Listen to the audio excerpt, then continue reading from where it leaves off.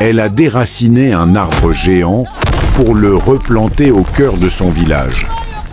Partie 2. Alors que les soldats de Linguère foncent vers elle, Mati se lève. Le fruit sacré glisse de sa main. Et d'un seul mouvement, elle frappe la terre du talon. Le sol se fissure en deux sous l'impact.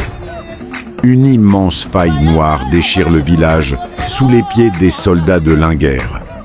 Leurs corps basculent dans l'abîme. Leurs armures et leurs cris disparaissent dans l'obscurité. Et au milieu de la poussière, Mati reste debout, immobile, comme si le sol lui obéissait. Puis le silence revient. Sous la lumière pâle du matin, un nom traverse le village. Mati, puis encore. Mati. Et bientôt, Kandjou tout entier scande son nom. Pour la première fois depuis des générations, la peur a quitté leur regard. Mais dans la foule, une femme ne célèbre pas.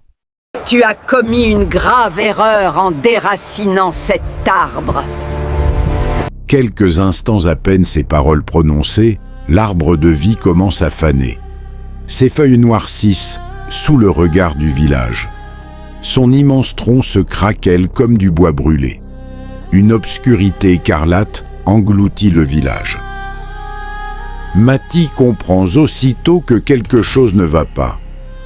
Elle court sous le ciel rouge chercher des réponses auprès de la vieille sage qui l'avait mise en garde. Elle traverse Kandjou à toute vitesse sans savoir qu'elle s'apprête à recevoir une réponse des plus terrifiantes. Cet arbre servait en réalité à sceller une entité démoniaque. C'était son tombeau. Et là, le monde de Mati s'effondre. La vieille gardienne a prononcé des mots que personne n'aurait dû entendre. Tu n'as pas ramené l'arbre de vie à Kandjou. Tu as ouvert la porte de l'abîme. Non loin de là, à l'endroit exact où l'arbre de vie fut déraciné, une immense colonne de fumée s'élève depuis le gouffre. Et quelque chose monte. Quelque chose d'inhumain.